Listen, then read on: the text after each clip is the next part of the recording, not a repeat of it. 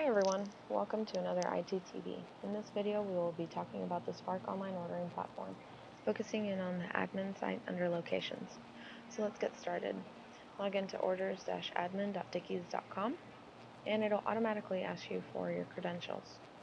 Remember, the in-store login feature is only when you're in the stores. If you're not in the stores, make sure you don't select this, as it does impact how you are receiving orders. So hit the login feature and click on the locations. If you notice, you have your stores that are assigned to you. So right now as owner operator view, I have Central. And if you notice here, we have the active.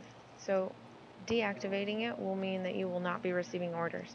So make sure we keep that active. Double click on the store and then you'll be entering into location settings. The location settings we'll talk about first is location information. So make sure all of your information is updated on here and correct.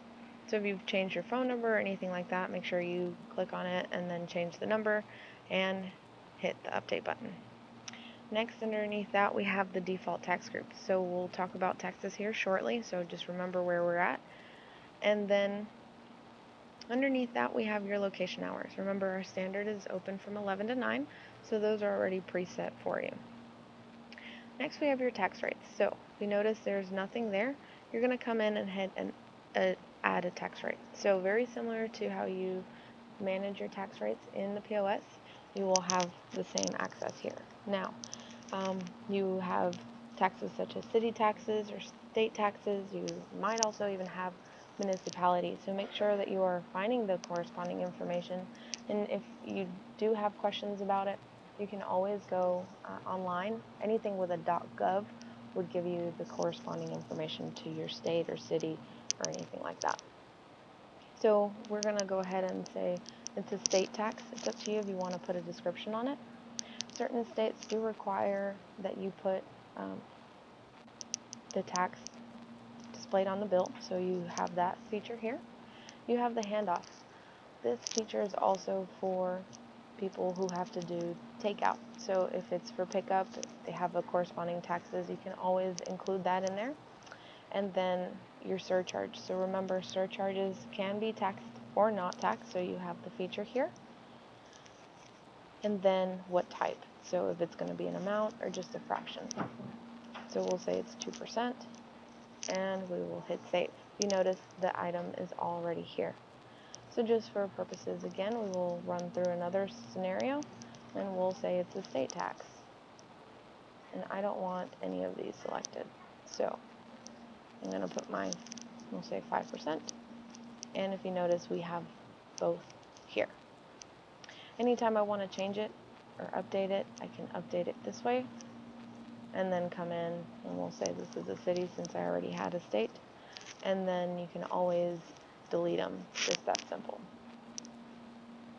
Next you have tax groups. So what this does is it unifies both of them into one group so that whenever your items are being taxed, they can automatically be included in one.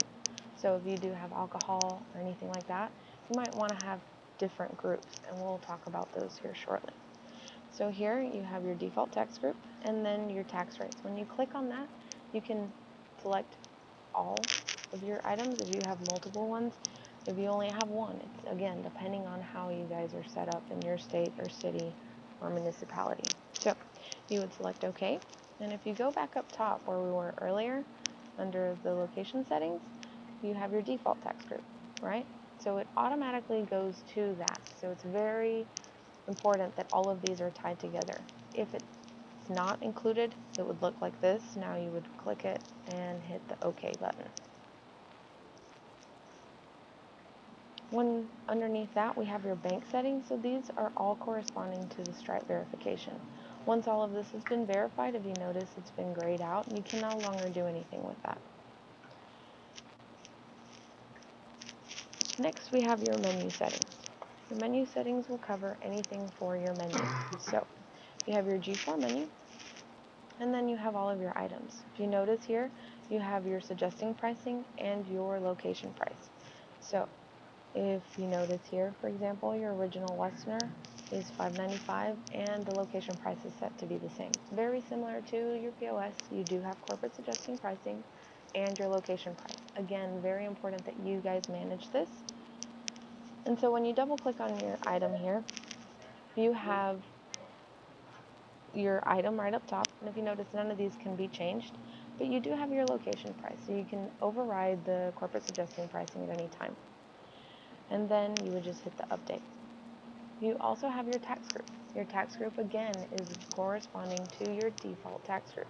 You can make them selected or not selected, remembering that the default tax group will automatically pull up to any of your items. So this is an extra step if you had alcohol or anything like that. So you do not have to select your default tax group here. Next are your choices. So these are the things that are included. If you notice, they are $0, but it's up to you if you want to change that price. And you can by clicking here and putting a location price. So say you're wanting to charge 50 cents. You would just hit update and it would automatically change. Next, you have your multiple choice options. So all of the 3 sauces that we included, it's up to them which one they need to pick, right? Again, you can change the pricing on here if you need to. And then underneath that, we have your ingredients. So this is all the ingredients that it takes to make the Westerner, and making sure we have the Westerner, it's 1 piece, and then the brisket is 3 ounces, as well as the Polish sausage. So all of the items are there. If you go back to the menu settings, we just covered menu right now. And you would have to go in through each one if you did have different pricing. If you notice that right up top, you did have the option to search for an item. So if you wanted just the jalapeno sausage, it would show up right here. And it does automatically sync up. Remember, you also do have your filter button, so you can always filter this way if you're looking for multiple items as well. Underneath that, you have your ingredients. So we are going back to where you can have items in stock and out of stock just like it is now, but where you have management over it. So if you've sold out of your Westerner bun, every item that has a Westerner bun is now deactivated. It's no longer sold if it is one of the primary ingredients. So whenever you go back into the guest facing site, you would actually see Westerners are sold out at that moment. So very easy, just flick it back on and off, and these are all on ingredient levels for each individual item. So again, we have 64 items. You can come back up top and search for a specific item. So picking on jalapenos, I guess. I have the jalapeno peppers. I can deactivate it and say it's not in stock just by doing that. I can also click here and change the price for any of my items.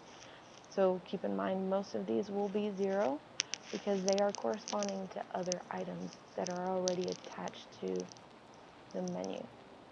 So be very careful in the items that you select. And then we're going to scroll right up top and we're going to go to the delivery feature.